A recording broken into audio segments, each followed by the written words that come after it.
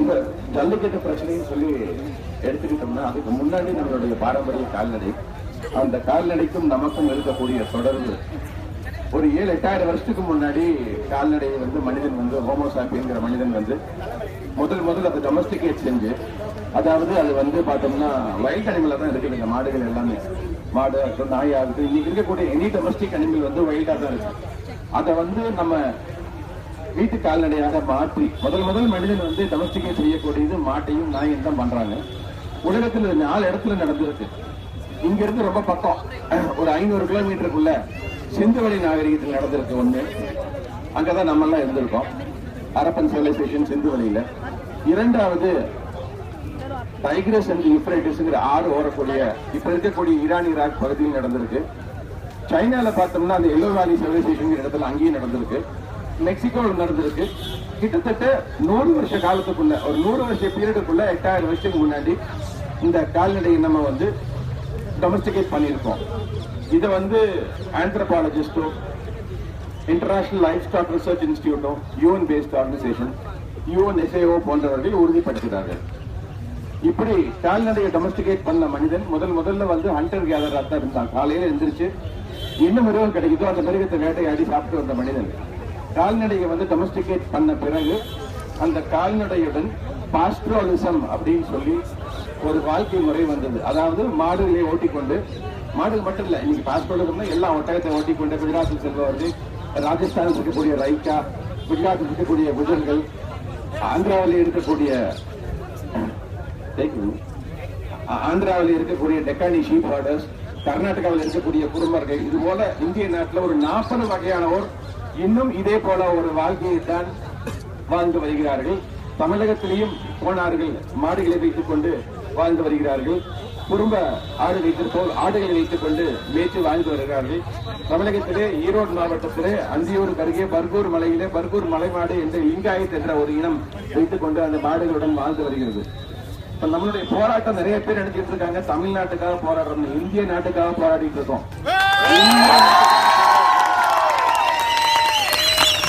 இந்த ஜல்லிக்கட்டு தடையை பற்றி மட்டும்தான் இன்னைக்கு பேசுறாங்களே தவிர, இந்திய நாட்டில் இருக்கக்கூடிய 13 விளையாட்டுகளை உச்சநீதிமன்றம் தடை செய்திருக்கிறது. இதை பத்தி யாருமே பேசுறது இல்ல. ரெண்டாவது, பீட்டா மட்டும்தான் ஒரு எதிரியா பாக்குறாங்க, கிடையாது. Ministry of environment and forest கீழே வரக்கூடிய animal welfare board of India, blue cross, FAAPO, CUPA, அப்புறம் தான் பீட்டா வர்றான். PFCA, திருப்பதி மேனகா காந்தி அவர்கள் தலைவராக இருக்கக்கூடிய அந்த PFA. முந்தானத்து கூட எனக்கும் மேனகா காந்தியோட தங்கைக்கும் CNIB பெரிய சண்டையாச்சு. பார்பேரிக்கு சொன்னாங்க. நீ பார்பேரிக்குன்னு சொல்றது இந்த ஏசியாவே யாரும் எங்களை சொல்றதுக்கு தகுதி இல்லைன்னு சொல்லி சின்ன கரெக்ஷன். உலகத்திலேயே 3000 வருஷத்துக்கு முன்னாடி தொலைக்காட்சியை எழுதினவர்கள் நம்ம கிராமர் புக் எழுதினா. அதே மாதிரி வள்ளுவர் பகுத்துண்டு பல்லுயிர் 9 நூலூர் தொகுத்துவற்றில் எல்லாம் தலையினார். பல்லுயிர் 9 பத்தி 2000 வருஷம் கன்சர்வேஷன் ஆஃப் பயோடைவர்சிட்டி பத்தி 2000 வருஷங்களுக்கு முன் எழுதிய நினைத்த ஒரு சமுதாயம் நம் சமுதாயம். இப்படி இருக்கக்கூடிய ஒரு சமுதாயத்திற்கு இந்த கால்நடை பத்தி பேசிட்டு இருக்கும் போது பார்த்தோம்னா, இந்திய நாட்டுல உலக அளவுல 2 வகையான கால்நடை இருக்குங்க. Bos indicus, bos taurus. இந்த பாஸ் டாரஸ் என்பது ஐரோப்பியாவில் இருக்கக்கூடிய ஒரு மாட்டு இனம். பாஸ் இண்டிகஸ் என்பது இந்திய துணைக்கண்டத்திலே, அதாவது இந்தியா, பாகிஸ்தான், பங்களாதேஷ் போன்ற இடங்களில் இருக்கக்கூடிய ஒரு இனம். இது ரெண்டுக்கும் பெரிய வித்தியாசம் என்னன்னு பார்த்தோம்னா, திமிழ் இருக்கும் நம்ம மாட்டுக்கு, திமிழ் இருக்கும், கொம்பு இருக்கும். அது போன்ற ஒரு 30 வித்தியாசங்கள் இருக்குது. அந்த வாழை சுழட்டி மாட்டு மேல இருக்கக்கூடிய ஈய ஓட்ட முடியும், கொசு ஓட்ட முடியும். அதனாலதான் நம்ம சீதோஷ்ண நிலைமைக்கு நம்ம மாடு இங்க இருக்கணுங்கிறதான் பாயிண்ட். நம்ம ஊர்ல என்ன சாப்பாடு சாப்பிட்டு வாழ முடியுமோ, inside to conservation, excite to conservation, 2 விதமான கன்சர்வேஷன் இருக்கு. நம்ம பேசுறது இன்சைட் டு கன்சர்வேஷன், நம்ம பேசுறது விஞ்ஞான கன்சர்வேஷன். வெளிநாட்டிலிருந்து மாட்டை கொண்டாந்து வச்சுக்கிட்டு அந்த மாட்டுக்கு ஏசி போட்டு வச்சு அந்த ஏசிக்குள்ள வளர்த்துற மாடு இண்டஸ்ட்ரியலைஸ் ஃபார்மிங் சிஸ்டம் தான் இந்த ஜல்லிக்கட்டு போன்ற விஷயங்களை ஒழித்து கட்டி நம்மளுடைய பாரம்பரிய கால்நடையை ஒழிப்பதற்காக நடக்கக்கூடிய சதி திட்டம் தான் இந்த திட்டம். அதுல எந்த சந்தேகம் கிடையாதுங்கிறது. இந்த சதி ஏன் நடக்குது? இப்போ Holstein Friesian, Swiss brown, Holstein Friesian, Jersey, இது போல பல வகையான ஐரோப்பிய மாடுகள் இருக்கிறது. அந்த மாடுகள் ஒரு காலத்திலே அந்த மாடுகளை நம்மளை போல் பராமரித்து வந்தவர்களுக்கு தான் சொந்தமாக இருந்தது. ஆனால் அந்த இன்டெலக்சுவல் ப்ராப்பர்ட்டி இன்னைக்கு கார்பரேட் கம்பெனி கைக்கு போயிருச்சுங்க. ஃப்ரீஷியன் இன்டர்நேஷனல், ஜெர்சி கார்பரேஷன், இது போன்ற கம்பெனிகளுக்கு போயிருச்சு. அவங்ககிட்ட மட்டும்தான் அந்த புல் இருக்கு. அந்த புல்ல இருந்து செமன் எடுத்து ஒரு செமனை 2000 ரூபாய் 3000 ரூபாய்க்கு விற்கிறாங்க. சின்ன கணக்கு. தமிழ்நாட்டுல 80 லட்சம் மாடு இருக்கு. ஒவ்வொரு மாட்டுக்கும் வருஷம் ஊசி போடணும்னா வருஷம் ஒரு கதை மாடு சரியாக போடுவாங்க. அந்த வர்த்தகத்தினாலதான், அந்த பேராசையில தான் இவங்க தெரிஞ்சுட்டு இருக்காங்க. அனிமல் வெல்ஃபேர் ஊர் அமர்த்தி தெரிஞ்சுட்டு இருக்காங்க. அதுதான் அதுல இருக்கக்கூடிய பெரிய சூழ்ச்சி. ஆனா அவங்க என்ன சொல்லுவாங்க, 2009க்கு அப்புறம் ஒரு வீடியோ காட்டுன்னு சொன்னா இவங்களே டாக்டரோட வீடியோ வச்சுக்கிட்டு இவங்க திருப்பி இங்கிலீஷ் ஊடகங்கள் அந்த வீடியோவே போட்டு காமிச்சு குரூலிட்டி, சாராயத்தை ஊத்துறான். நாங்க கேட்டேன், எனக்கு சாராயம் குடிக்கணும்னு ஆசையா இருக்குது, கொஞ்சம் சாராயம் கொடுன்னு கேட்டேன். தமிழ்நாட்டில் எங்க சாராயம் கிடைக்கிறது உண்மையாவே தெரியல. சாராயத்தை ஊத்துறான் நீவே சொல்றாங்க. சாராயம் எங்கேயாச்சும் கிடைச்சா குடிச்சு பார்க்கலான்னு பார்த்தா அதை சொல்ல மாட்டேங்கிறாங்க. எங்க சாராயம் கிடைக்குதுன்னு சொல்லி. சோ இப்படி ஒரு சூழ்நிலையை தான் உருவாக்கி மிளகா பொடியை போடுறாங்க, மாட்டோட கண்ட மிளகா பொடி தேய்க்கிறாங்க, எலுமிச்சை மடத்தை தேய்க்கிறாங்கன்னு மாத்தி இதேவே சொல்லி என்டையர் நார்த் இந்தியன் மீடியா பார்த்தோம்னா நேஷனல் மீடியான்னு சொல்லக்கூடியது இதேவே தான் போட்டு காமிச்சிட்டு இருந்தாங்க. இந்த வருஷம் மட்டும்தான் இதை மாத்தி இருக்கிறோம். இத்தனை நாள் ஆச்சு இந்த மாற்றம். இதே 2013 பாத்தீங்கன்னா இங்க நிக்கிற நாங்க 3 பேரு பிளஸ் ஒரு 14 பேர், சின்ன குழந்தைங்க, பொண்ணு எல்லாரும் சேர்ந்து என்ன பேச்சு 17 பேர் தான் போராட்டணும். அந்த கேட்டு போராடணும். இன்னைக்கு 1.25 லட்சம் பேர் உட்காந்துருக்காங்க. இப்ப உட்காந்துருக்காங்க.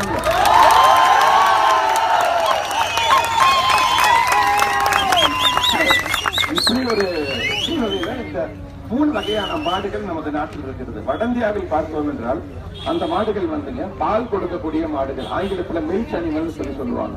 One of the finest milking animals Punjab, குஜராத்ல இருக்கு. பிரமாதமான மாடுகள் சைவால் இருக்கு, கன்க்ரஜ் இருக்கு, சித்தி இருக்கு, போன்ற பிரமாதமான நாட்டின மாடுகள் இருக்குது. இந்த நார்த் இந்தியன் கல்ச்சர் பாத்தீங்கன்னா அசைவம் சாப்பிட மாட்டாங்க. அவங்க நிறைய சைவம் சாப்பிடக்கூடியவங்க. அவங்களுக்கு அனிமல் புரோட்டீன் இந்த ஃபார்ம் ஆஃப் மில்க் அவங்களுக்கு தேவை. அதனாலதான் நிறைய மில்க் சாப்பிடுவாங்க, பன்னீர் சாப்பிடுவாங்க, ரசகுல்லா சாப்பிடுவாங்க. இந்த பால் இருந்து பண்ண விஷயங்களை சாப்பிடக்கூடியது அவர்களுடைய கலாச்சாரம். அந்த கலாச்சாரத்தையும் நாம் மதிப்போம். நெடுப்பகுதி இந்தியாவுக்கு போனோம்னு பாத்தீங்கன்னா அங்க டியூவல் பர்பஸ் அனிமல் சொல்லிட்டு ஒரு அனிமல் இருக்கும். அதாவது அங்க இருக்கக்கூடிய மாடுகள் அளவான பால் கொடுக்கும், வேலையும் செய்யும். இது டியூவல் பர்பஸ் அனிமல். தென்னிந்தியாவுக்கு வந்தோம்னு பாத்தீங்கன்னா மைசூர் டைப் அனிமல் சொல்றது எல்லாமே டிராஃப்ட் அனிமல். இது அருமையா வேலை செய்யுமோ தவிர பால் கொடுக்கக்கூடியது அல்ல. Any breed is an interplay of nature and culture. நம்ம என்ன வேணுமோ அந்த மாதிரி இனத்தை தான் நம்ம உருவாக்கிக்கிறோம். அங்க பார்த்தோம்னா நம்ம நிறைய 98% அசைவம் சாப்பிடக்கூடியதா தென்னிந்தியாவோட கலாச்சாரம். அந்த கலாச்சாரத்துல நம்மளுக்கு மீட்டே சாப்பிட்றாங்காட்டி நமக்கு பால் பெருசா தேவையில்லை. நீங்க உங்க தாத்தா பாட்டியை கேட்டு பாருங்க, அம்மா அப்பாவை கேட்டு பாருங்க.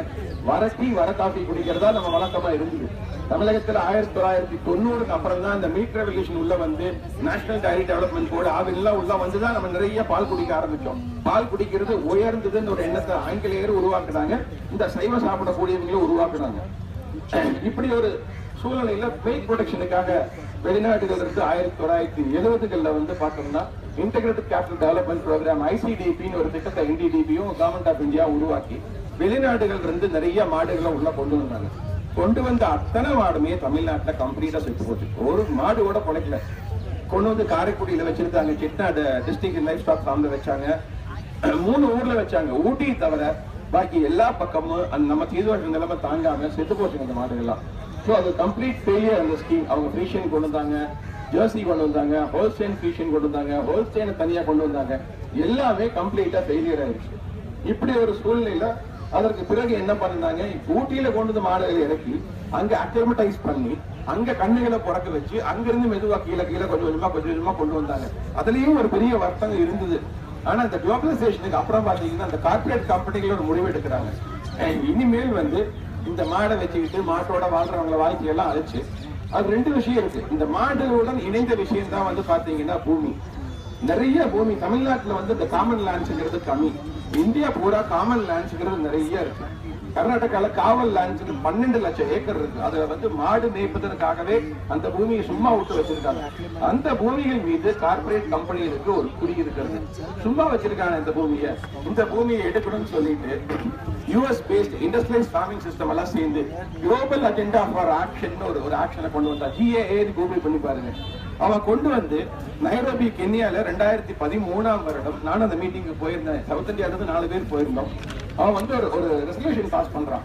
அதாவது இந்த வேஸ்ட் ஃபார்மிங் சிஸ்டம், நம்ம காங்கியம், உப்பளச்சேரி, பர்கூர் இது போன்ற மாடுகள்லாம் வந்து ஒழிச்சு கட்டிட்டு இண்டஸ்ட்ரியலைஸ் ஃபார்மிங் சிஸ்டம் கொண்டு வந்து அந்த பூமியை எடுத்து பூமியில பிரயோஜனமான விவசாயம் செய்ய வேண்டும் சொல்லி ஒரு திட்டத்தை கொண்டு வந்தான். அப்ப நான் அதை அப்ஜெக்ட் பண்ணி சண்டை போட்டு UNFAO வந்து இல்ல அந்த அப்ஜெக்ஷன் நாங்க ஏத்துக்கிறோம்னு சொல்லி அந்த GAA ஃபெயிலியரா க்ளோஸ் பண்ணிட்டாங்க. அன்னைக்கு அவங்களால அதை கொண்டு வர முடியல. அதற்கு பிறகுதான் இந்த மாதிரி சட்டத்திட்டத்தை வைத்து அவங்க நாட்டை சேர்ந்த இந்த அனிமல் வெல்ஃபேர் குரூப்புகளை வைத்து இந்த வேலையை செய்ய வேண்டும் என்று இவர்கள் வந்து இதுல குரூவல்டி இருக்குது என்று இதை ஒழித்து கட்ட வேண்டும் என்று வேலை செய்ய ஆரம்பித்தார்கள். இப்படி செஞ்சதுல வந்து என்ன பண்ணாங்கன்னு பார்த்தோம்னா இந்த ஒரு 7-8 அமைப்பு இருப்பாங்க. இந்த 7-8 அமைப்புக்கும் பாத்தீங்கன்னா 2 பேர் தான் சம்பந்தப்பட்டிருக்காங்க. இதுல மொத்தமா இந்திய நாட்டில் இருக்கக்கூடிய அத்தனை அனிமல் வெல்ஃபேர் அமைப்பையும் நிறைய எத்தனை பேருக்கு தெரியும் தெரியல. ஒன்னு திருமதி மேனகா காந்தி, இன்னொன்னு சின்னி கிருஷ்ணா அண்ட் நந்திதா கிருஷ்ணான்னு சென்னையில் ஒரு குடும்பம் இருக்காங்க. CPR என்வாயர்மெண்டல் ஃபவுண்டேஷன் ஒரு company, Seshai paper and board, pollution இந்த மாதிரி ஒரு கம்பெனியோட முதலாளிகள். அவங்க பெரிய ஆளுங்க, ரொம்ப பெரிய ஆளுங்க. சென்னையில ஒரு ரோட்ல, மெயின் ரோட்ல நல்ல இடத்துல 1 ஏக்கரால வீடு கட்டி வாழ போடுவீங்க. அப்பேற்பட்ட ஆளுங்க. அங்கேயே ஒரு 10-40 மாடு வச்சிருக்கலாம். மாடு பெட்டரா இருக்கும். அவங்களோட மாடு இருந்தா அந்த இடம் நல்லா இருக்கும், நல்லா ரொம்ப நல்லா இருக்கும்.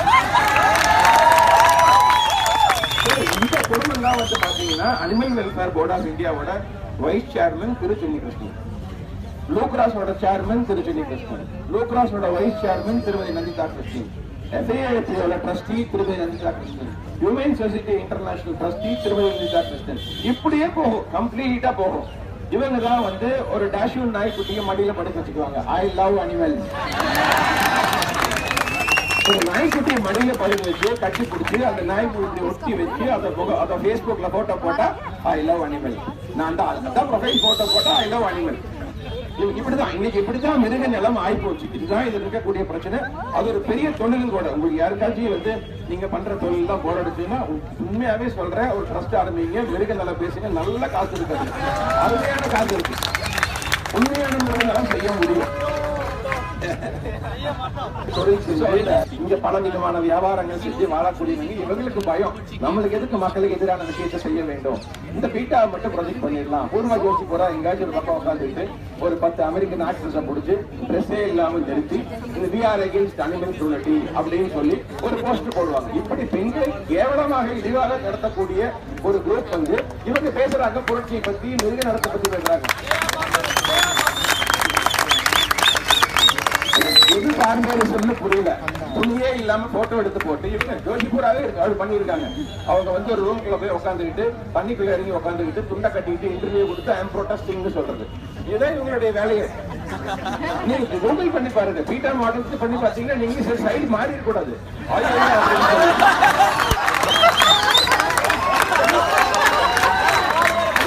இந்த கார்த்திகை இந்த கோஷ்டி எல்லாம் வேண்டாம், மாட்ட பொழுது அப்படின்னு சொல்லி நினைக்கக்கூடாது. அப்படி பண்ணித்தான் இவங்களுடைய முழு நேர வேலையை அதுதான். பீட்டாவோட வேலை வந்து இப்படித்தான் அவங்க வந்து மார்க்கெட் பண்ணுவாங்க.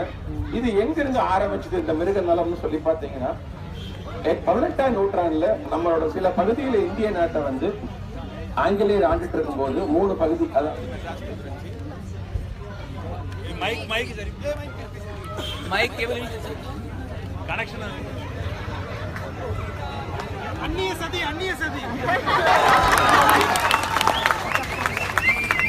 அதனால பாத்தீங்கன்னா அந்த 18ஆம் நூற்றாண்டுல ஆங்கிலேயர்கள் 3 பகுதி நம்ம நாட்டுல ஆடுறாங்க.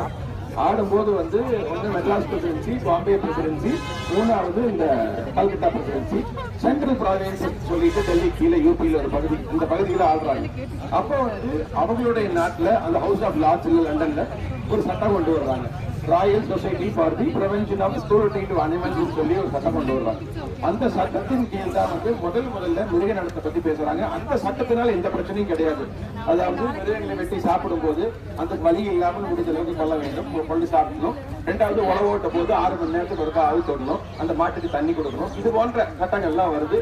அந்த சட்டத்தில் ஐரோப்பியர்களுக்கு வந்து ஒரு கனெக்ஷன் இருக்குது, கிராமத்திற்கும் அவங்களுக்கும் ஒரு தொடர்பு இருக்கு. இன்னைக்கு நடக்கிற போராட்டம் இன்னும் 100 வருஷம் கழிச்சு வந்ததுன்னா நம்ம ஊருக்கே கஷ்டம். ஏன்னா நிறைய பேர் டிஸ்கனெக்ட் ஆயிடுவாங்க. அவங்க தாத்தா காலத்துக்கு தான் வந்து தோட்டம் கிராமம் இருக்கிற எல்லாத்துக்கும் தாத்தா அப்பா வீட்டுக்கு, எங்க அம்மா அப்பா கிராமத்துல இருந்தாங்க, நான் கிராமத்துல பிறந்த மாடு பார்த்தேன், குதிரை பார்த்தேன்னு சொல்லக்கூடிய ஒரு விஷயங்கள் இருக்கும். ஆனா இன்னும் இருக்கிற மாதிரி இங்கேயே வாழ்ந்துட்டு அந்த கனெக்ஷனே டோட்டலா போயிடும். யூரோப் இப்படி அமெரிக்கால என்னாச்சுன்னு பாத்தீங்கன்னா எல்லாருமே அமெரிக்காவுக்கு பொழைக்க போனவர்கள். அந்த நாடே கண்ட்ரி ஆஃப் இமிகிரேஷன். பல இடங்கள் இருந்து போனவங்களுக்கு சொந்த பந்தமும் கிடையாது, எந்தவித தொடர்பும் கிடையாது. இப்படி வாழ்ந்துகிட்டு இருந்த அந்த நாட்டுல 1960 70 பிரின்ஸ்டன் யூனிவர்சிட்டி சேர்ந்த ஒரு ப்ரொஃபசர் அனிமல் லிபரேஷன் சொல்லி ஒரு புத்தகம் எழுதினார். அந்த புத்தகத்துல அவர் என்ன பேசுறாருன்னா, மிருகங்களை வந்து டெஸ்டிங்க்கு யூஸ் பண்ணும்போது எந்த விதமான கொடுமை இருக்கக்கூடாது. இப்படி பேசும்போது அந்த நாட்டுல பேசிக்கா ஒரு விஷயத்தை புரிஞ்சுக்கணும். தனியா இருந்தோம்னா இந்த நாய் வளர்த்துறீங்க உங்களுக்கு எல்லாம் தெரியும். அந்த தனியா இருந்தா நமக்கு நாய் ரொம்ப சோகமா இருக்கு, அந்த நாய்க்கு நம்மளுக்கும் கரெக்ட் அதிகமா இருக்கு. அது நேச்சுரல். நமக்கு ஒரு உயிர் ஜீவன் கூட கனெக்ஷன் இருந்தே தீரணும், அது நேச்சுரல். அமெரிக்கால என்னாச்சுன்னு பாத்தீங்கன்னா சொந்தம் பந்தம் சித்தப்பா பெரியப்பா மாமா அத்தை யாருமே இல்லாம தனியா இருந்தவங்களுக்கு அவங்களுக்கு தெரிஞ்ச 2 மிருகங்கள் நாயும் பூனையும் மட்டும்தான். நமக்கெல்லாம் ஒரு காரணம் இருக்குது. பூனை வீட்டுல வளர்த்தோம்னா முடிஞ்ச அளவுக்கு வீட்டுல சாப்பாடு போடக்கூடாது, கருவாடு மட்டும் தான் போடுவாங்க. அப்பதான் அது எளிய பிடிக்கும். இல்லாட்டி நல்லா சாப்பிட்டு தயிர் சாதம் போட்டா சாப்பிட்டு படுத்துடும். இப்படி ஒரு அடுத்த நாய் வளர்த்துறோம்னா நாயை வந்து மாட்டு கட்டுத்தரையிலையும் பட்டியலையும் கட்டி வச்சிருப்பாங்க. ஆட்டுக்கு பாதுகாப்பா நாய் இருக்கணும். இந்த நாய்கள் உள்ள வந்ததே பார்த்தோம்னா வெளிநாட்டு பிரின்ஸ் உள்ள வந்த அப்புறம் தான் வீட்டுக்குள்ள நாய் வந்தது. அது வரைக்கும் நாய் இருந்து வீட்டுக்கு வெளியில மட்டும்தான் கிராமங்கள்ல இருந்தே இருக்கு. சோ இப்படி ஒரு சூழ்நிலையில வந்து நமக்கு வந்து அந்த அனிமல் லிபரேஷன் தாட் வந்து இந்திய நாட்டுக்குள்ள வருது. இந்திய நாட்டுக்குள்ள வரும்போது அந்த அனிமல் வெல்ஃபேர் தாட் வந்து சைவமா மாறிடுச்சு, ஒரு சைவ சித்தாந்தமா மாறிடுச்சு. சைவம் தான் சாப்பிடணும், அசைவ சாப்பிட்டா நீ கெட்டவன். நான் அசைவ சாப்பிடணும், சைவ சாப்பிடுறவங்க தவறுன்னு சொல்லவில்லை. உணவுங்கிறது அவங்களுடைய சொந்த விஷயம். அது அவங்க சைவத்துக்கு அப்புறம் அது வீகனாவும் மாறிச்சு. வீகன்ல இந்த மாட்டிலிருந்து வரக்கூடிய தயிர் ஆகாது, பால் ஆகாது, எண்ணெய் ஆகாது. அவங்க அந்த மாதிரி மாறி அவங்க ஒரு சைவ தீவிரவாதிகளா மாறி ஒரு பெரிய பிரச்சனைகளை அவங்க வந்து உருவாக்க ஆரம்பிச்சாங்க. சைவ சாப்பிடுறது ஃபைன், ஆனா அது எதுவுமே ஆகாது, தயிர் ஆகாது, பால் ஆகாது, இப்படி ஒரு அவங்க ஆகாதுன்னு சொல்லிட்டு அவங்க சாப்பிட்டு இருந்தா பரவாயில்ல. பேஸ்புக்ல வந்து சண்டை போடுவாங்க. சண்டை போட்டுட்டு என்ன சொல்லுவாங்க, அதுக்கு மேல நீ புரோக்கோலி வாங்கி கொடுன்னு சொல்லுவாங்க. புரோக்கோலி கிலோ 400 ரூபா. எங்க கிராமத்துல வேலைக்கு போற ஒரு பொம்பளைக்கு வந்து 150 ரூபா தான் கூலி கிடைக்கும் செலவு. 6 நாளைக்கு போனா 900 ரூபா. வீட்டுக்காரருக்கு வந்து 300 ரூபா கிடைக்கும். அது ஒரு 6 நாளைக்கு போனா 1800 ரூபா. இந்த 1800 ரூபாயில அவருடைய கடமை டாஸ்மார்க் 200 ரூபா கொடுத்துருவாரு. அவர் தான் ஹையஸ்ட் டாக்ஸ் பேயர் தமிழ்நாட்டில். அவரு கரெக்டா கொடுத்துருவாரு. மாசம் 6000 ரூபா, வருஷம் 72,000 ரூபா பர்ஃபெக்டா டிடிஎஸ் பிடிக்கிற மாதிரி அது கொடுத்து பர்ஃபெக்டா கட்டிடுவாரு. சோ அந்த பணத்தை வச்சு எப்படி அந்த பெண் 2 குழந்தைகள் இருந்தா துணிமணி போடணும், சாப்பிடணும், உடம்பு சரியில்லாட்டி போகணும், வெளியில போயிட்டு வரணும், கோயில் குளத்துக்கு போகணும், கல்யாண காட்சி பண்ணணும், மொய் வைக்கணும், எப்படி நடத்துவாங்க குடும்பத்தை? அவங்க வந்து மாட்டுக்கறி சாப்பிடக்கூடாது, நீ வந்து புரோக்கோலி வாங்கி கூட குழந்தைக்குறாங்க. நானு ஆல்மண்ட் மில்க் சாய் மில்க் கொடுக்கறதா, பாதாம் எடுத்து பால் எடுத்து கொடுக்கறதாமா, இப்படி எல்லாம் வந்து சோயா மில்க் கொடுக்கறாங்க. இப்படி எல்லாம் அருமையான புத்தகங்கள். இவங்களுக்குலாம் சுத்தமா கிராமம்னா என்ன, அங்க வாழ்றவன் என்ன சம்பாதிக்கிறான், எந்த புரிதலும் கிடையாது. ஆனா எங்கேயோ உட்காந்துக்கிட்டு உச்சத்துல உட்காந்துக்கிட்டு ஒரு புத்தகங்களை போடுறாங்க. அன்பார்ச்சுனேட்லி உச்சநீதிமன்றமும் அதே நிலையில் தான் இருக்குது. எந்த விதமான புரிதல் இல்லாம உச்சநீதிமன்றம் சொல்றாங்க, நீங்க ஜல்லிக்கட்டை வீடியோ கேம்ல விளையாடுங்க, ஐபேட்ல விளையாடுங்க. அதுக்கு தான் நம்ம சொன்னோம், நீ ஐபேடை வச்சே சாப்பிட்டுக்கோ, ஐபேடை வச்சு சாப்பிட்டு நீ ஐபேடோட வாழ்த்துக்கோ, உனக்கு ஐபேடே போதும் அப்படின்னு சொல்லி நம்மளுடைய பதில உச்சநீதிமன்றத்துக்கு இதெல்லாம் தேவையில்லாத வேலை. சுப்ரீம் கோர்ட்டுக்கு ஒரு கோர்ட் ஆஃப் ஜஸ்டிஸ், அது ஜஸ்டிஸ் மட்டும்தான் சொல்லணுமோ தவிர நம்ம போய் தமிழகத்தில் எங்களுக்கு என்ன செய்வது என்று தெரியவில்லை, பொழுதுபோக்குக்கு ஐடியா கொடுங்கன்னு கேட்டா இதெல்லாம் சொல்லலாம். நம்ம யாரும் உச்சநீதிமன்றத்தை போய் பொழுதுபோக்குக்கு ஐடியா எல்லாம் கேட்கல. இவங்க எதுக்கு இந்த மாதிரி ஐடியா கொடுக்குறாங்கன்னு சொல்லி நமக்கு தெரியல. ஆனா அந்த மேல போய் உட்காந்துக்கிட்டா அவங்களுக்கு ஒரு மிதப்பு, நம்ம யாரும் என்ன செஞ்சிட முடியும் அப்படின்னு சொல்லிட்டு மேல உட்காந்துட்டு பல விதமான ஐடியா வந்து கவுட்டியா கொடுத்துட்டு இருக்காங்க. இப்படி இருக்கக்கூடியவர்கள் வந்து கேஸ் நடத்துறோம். யாராச்சும் உச்சநீதிமன்றத்து வழக்கறிஞர்கள் இருந்தா உங்களுக்கு தெரியும் அந்த கஷ்டம் என்னன்னு சொல்லி. கேஸ் நடத்தும் போது உச்சநீதிமன்றத்துல சீனியர் கவுன்சில் சொல்லி, இங்கிலாந்துல குயின்ஸ் கவுன்சில் சொல்லுவாங்க, சீனியர் கவுன்சில், இப்படி 3 ஜட்ஜ் உட்கார்ந்து இருப்பாங்க உச்சநீதிமன்றத்துல. SLPன்னு பேரு, ஸ்பெஷல் லீவ் பெட்டிஷன், ஒரு பெட்டிஷன் போடலாம், எனக்கு ஒரு நியாயம் கிடைக்க வேண்டும் அப்படின்னு சொல்லி. அது வந்து ஆர்டிகல் 32ல நமக்கு கொடுக்கக்கூடிய கான்ஸ்டிடியூஷனல் ரைட். ஹைகோர்ட்ல போய் ஃபைல் பண்ணணும்னா ஆர்டிகல் 226 ஃபைல் பண்ணலாம். சோ இப்படி ஃபைல் பண்ணா 3 பேர் உட்கார்ந்து இருப்பாங்க. திங்கக்கிழமை வெள்ளிக்கிழமை தான் பாப்பாங்க, இப்படி பாப்பாங்க, கொடுங்க இப்படி இப்படி போயிட்டே இருக்கும். அங்க நிக்கிற சீனியர் கவுன்சில் நல்ல பெரிய சீனியர் கவுன்சிலர் இருந்தால் மட்டும்தான் அந்த கட்டுகள் பார்க்கப்படும். அப்பதான் மரியாதை அந்த கட்டுக்கு. பீட்டா 2016 வருடம் ஜனவரி 10 11 சீனியர் கவுன்சிலை கொண்டு போய் நிறுத்தினார்கள். அன்னைக்கு மட்டும் 2.5 கோடி ரூபாய் செலவு பண்ணாங்க. ஒரே நாள் 42 அட்வொகேட் ஆன் ரெக்கார்ட். அதாவது உச்ச நீதிமன்றத்துல வந்து நம்ம வழக்கறிஞர் வேலை செய்யணும்னா AOR எக்ஸாமினேஷன் எடுக்கணும். டெல்லியில மட்டும், இங்க சுப்ரீம் கோர்ட்டுக்கு மட்டும் அப்படி சட்டம் இருக்கு. நீங்க சென்னையில பிராக்டிஸ் பண்ணிக்கலாம், அலகாபாத்ல பண்ணிக்கலாம், பெங்களூர்ல பண்ணிக்கலாம், திருவாண்டூர் கொச்சின்ல பண்ணிக்கலாம். ஆனால் சுப்ரீம் கோர்ட்ல பிராக்டிஸ் பண்ணணும்னா அது எக்ஸாமினேஷன் எடுக்கணும். அதுக்கு பேரு AOR. 42 AOR, 19 அட்வொகேட்ஸ், மொத்தமா 80 பேர் போய் நின்னாங்க. அது எப்படி தெரியுங்களா? அது இன்டிமிடேட்டிங் த கோர்ட். அது 80 பேர் போய் நின்று சம்திங் கால் மென்ஷனிங். அதாவது இப்போ எல்லாரும் நின்று பேசிட்டு இருக்கோம், அவருக்கு ஒரு டர்ன் கடைசியா தான் வரும்னா நம்ம பள்ளிக்கூடத்துல படிக்க எக்ஸ்கியூஸ் மீ சார் எனக்கு சுச்சு போகணும்னு சொல்லுவது பாருங்க. அந்த மாதிரி தான் இந்த மென்ஷனிங் மேட்டர். எந்திரிச்சு எக்ஸ்கியூஸ் மீ மை லார்ட் அப்படின்னு. Yes there's a big problem in Tamil Nadu. Jallikattu has been allowed. எப்படின்னா நம்ம பாகிஸ்தான் நம்மளை வந்து அட்டாக் பண்ண வந்துதான் பிரதம மந்திரி ஒண்ணும் பண்ண மாட்டேங்கிறாரு, நீங்க உடனே ஆர்டர் போட்டு நம்ம ஆர்பிஐல போச்சுங்கிற அளவுக்கு ஒரு பெரிய பில்டப்ப கொடுத்து அங்க வந்து ஒரு ஆர்டர் ஒண்ணு உடனடியா ஸ்டே பண்ணாங்க. அந்த ஆர்டர் நோட்டிபிகேஷன் ஸ்டே பண்ணாங்க. ஸ்டே பண்ணி ஒரு நோட்டீஸ் அனுப்பிச்சாங்க கவர்மெண்ட் ஆஃப் இந்தியாவுக்கு. நீ ஏன் இப்படி வந்து போட்ட, அங்க மாடுகள் துன்புறுத்தப்படும் அப்படின்னு சொல்லி போட்டு அந்த ஸ்டே இன்னைக்கு ஜட்மெண்ட் கொடுத்ததா இருந்தது. பட் கவர்மெண்ட் ஆஃப் இந்தியா இன்னைக்கு வந்து இருக்கக்கூடிய சென்சிட்டிவ் நிலைமை தமிழ்நாட்டில் நினைச்சு ஒரு வாரத்துக்கு தள்ளி போட சொல்லி கேட்டிருக்காங்க. சோ ஒரு வாரத்துக்கு தள்ளி போடுற நிலைமையில் தான் ஜட்மெண்ட் இருக்குதுன்னா ஜட்மெண்ட் என்ன வரும் என்று இப்பவே நம்ம வந்து ஒரு முடிவு எடுத்துடலாம். சோ இப்படித்தான் ஒரு நிலைமையை ஓடிட்டு இருக்குங்க. இதுக்காக நம்ம போராடி ஒரு பெரிய மாற்றம்னு சொல்லி எப்ப ஏற்பட்டதுன்னு சொல்லி பாத்தீங்கன்னா 2016 நீயா நானா அந்த பெரிய நன்றி சொல்லணும். அந்த அப்புறம் நம்ம டக்கர ஆதி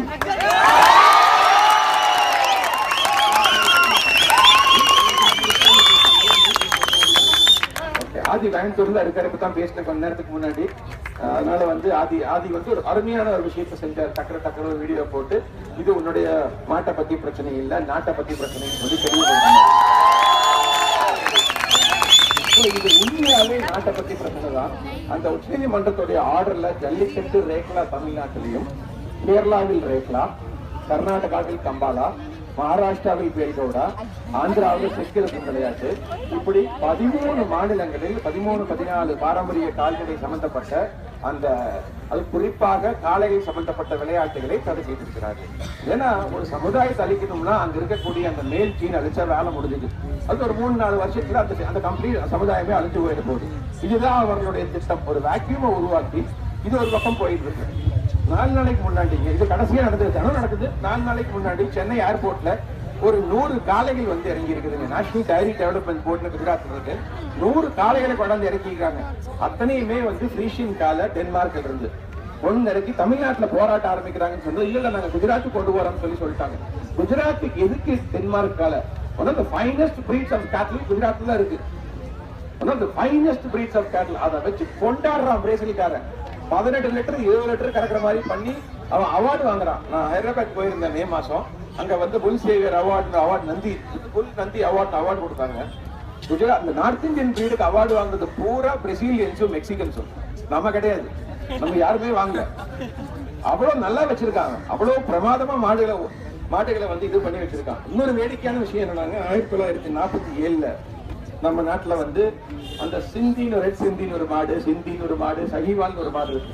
இந்த பகுதியெல்லாம் வந்து பாகிஸ்தானுக்கு பிரிஞ்சு போயிடுச்சு. ஸோ அவங்க என்ன கேட்டாங்க, அவங்களுடைய அக்ரி டிபார்ட்மெண்ட் ஒரு மாட்டையெல்லாம் எனக்கு கொடுக்குது.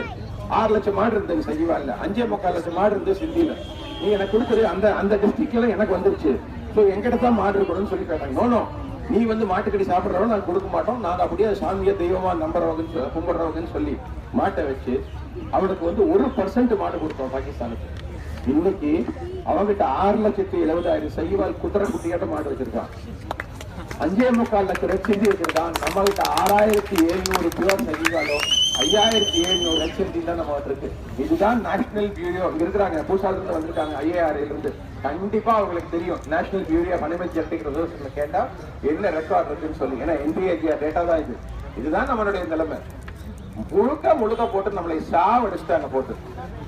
இந்த மாட்டினங்களை காலி செய்ய வேண்டும் அப்படின்னு சொல்லி இந்த அனிமல் வெல்ஃபேர் குரூப்ஸ் வச்சுக்கிட்டு இவங்க அருமையா வேலை செஞ்சு பிடாக் பாத்தீங்கன்னா பல 100 கோடி பணம் வாங்குறான். அந்த பணத்துல வந்து 95% சம்பளம், அவேர்னஸ் ரைசிங், மீட்டிங் கண்டக்ட் பண்ற, விளம்பரம் கொடுக்குற, இப்படியே தான் கணக்கு. 5% தான் வந்து நாய்க்கும் பூனைக்கும் சாப்பாடு போடுறான், சாப்பாடு போட்டு வளர்த்துறான். மீதி 90% நாயும் பூனையும் கொண்டுறாங்க. கொண்டு அங்க வெர்ஜீனியால நார்ஃபாக் ஒரு ஊர் இருக்கு, அங்க பறச்சு உள்ள போட்டு போச்சிடுறாங்க. பீடாக் கேஸ் சர்ச் பண்ணி பாருங்க, பீடாக் கேஸ் வெப்சைட் இருக்கு, அழகா கொண்டுறான். கேட்டா அது வாழ்வதை விட அதை கொல்வதே நல்லதுன்னு சொல்லி சொல்றாங்க. இப்படிதான் ஒரு நிலைமை வந்து ஓடிட்டு இருக்கு. சோ இதை எதிர்க்கணும், இதை போராடணும். அதாவது அனிமல் வெல்ஃபேருக்கு நம்ம எதிரியா இருக்க வேண்டிய அவசியம் கிடையாது. இப்போ ப்ளூ கிராஸ் வந்து ஆரம்பிக்கப்பட்டப்போ ரொம்ப நல்ல எண்ணத்துல இப்ப இருக்கக்கூடிய சின்னி கிருஷ்ணாவோட அம்மா ஆரம்பிச்ச ஒரு ஆர்கனைசேஷன். அவங்க ஒரு நல்ல மனிதர். ப்ளூ கிராஸ்னா மிருகத்தின் மீது கரிசனை வேண்டும், அந்த மிருகங்களை துன்புறுத்த கூடாதுன்னு சொல்லி சென்னையில ஆரம்பிச்சாங்க. அன்பார்ச்சுனேட்லி அது ராங் ஹேண்ட்ஸ்ல போய் அது ஒரு அனிமல் வெல்ஃபேர் மாஃபியா குரூப்பா இன்னைக்கு மாறி இப்படி ஒரு பெரிய விஷயத்தை இந்திய நாட்டு செஞ்சுட்டு இருக்காங்க. இன்னைக்கு மத்திய உள்துறை அமைச்சரை சந்திச்சு அவங்களுடைய FCRA ரெகுலேஷன்ஸ் இருக்கு, ஃபாரின் கான்ட்ரிபியூஷன் ரெகுலேஷன் ஆக்ட் இருக்கு, அதையெல்லாம் கொஞ்சம் செக் பண்ணுங்க. அவங்களுக்கு எங்க இருந்து பணம் வருது, எவ்வளவு பணம் வருது, அந்த பணத்தை வச்சு என்ன செலவு பண்றாங்கன்னு சொல்லி ஒரு CBI இன்வெஸ்டிகேஷன் வேணும்னு சொல்லி கேட்டிருக்கோம். அந்த அனிமல் வெல்ஃபேர் மேல அவர் நிச்சயமா சாப்பிடணும்னு சொல்லி சொல்லியிருக்காங்க.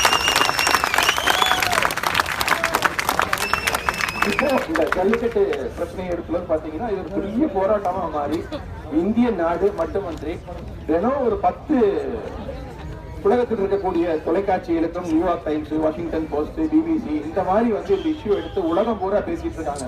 அது மட்டும் இல்லாமல் நம்மளுடைய சாதனை இப்ப டெல்லியில் நடக்கிற மாதிரி 79 நாடுகளில் தமிழர்கள் போராடி கொண்டிருக்கிறார்கள். இதுதான் அது மிகக்கூடிய மாபெரும் சாதனை.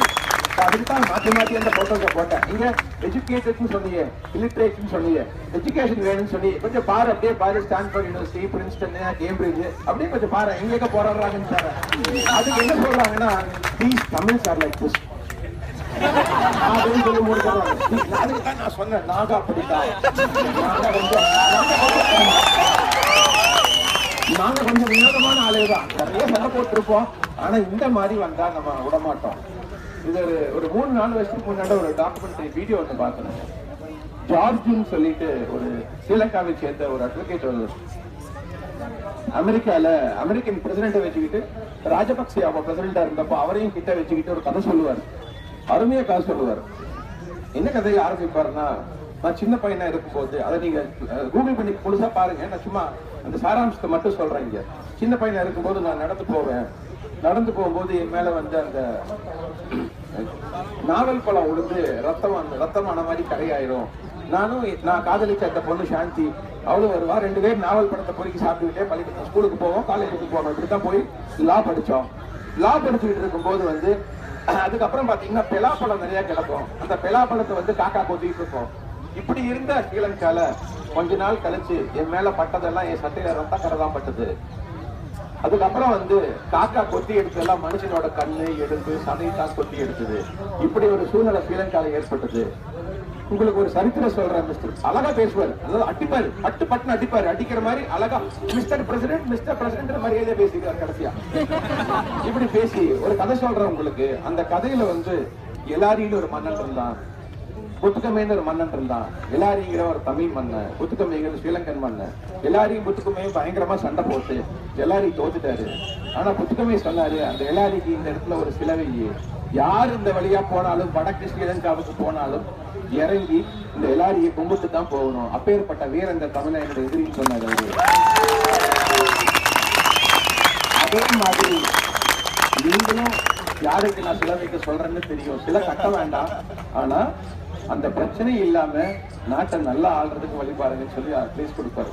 அப்ப அதுல சொல்லுவாரு, எங்களுக்கு தமிழர்களுக்கு மதம் எல்லாம் கிடையாது, எங்க மொழிதான் எங்க மதம் பாரு.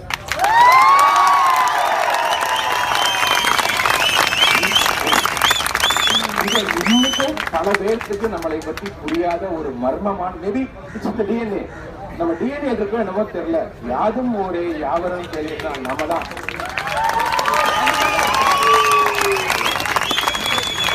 இதை வந்து ஐக்கிய நாட்டு சபையில் எழுதி போட்டிருக்காங்க. இப்படி ஒரு தாட்டு 2000 வருஷத்துக்கு முன்னாண்ட வந்த ஒரே சமுதாயம் தமிழர்கள் தான் சொல்லி தாட்டு வந்து யாருக்குமே கிடையாது. அப்படி ஒரு தாட்டு யோசிக்கிறதுக்கு எல்லாரும் என் மக்கள் எல்லாருமே என்னுடைய தாய் பிள்ளைன்னு நினைக்கிறதுக்கு ஒரு பெரிய மனசு வேணும். அப்படி நினைச்சதால சில சமயங்கள் நம்ம கஷ்டப்பட்டிருக்கோம். கஷ்டப்பட்டாலும் நாம் அப்படியே தான் இருப்போம், இப்படியே தான் போராடுவோம் என்று உங்கள் அனைவருக்கும் என்னுடைய மனமார்ந்த நன்றியை தெரிவித்துக்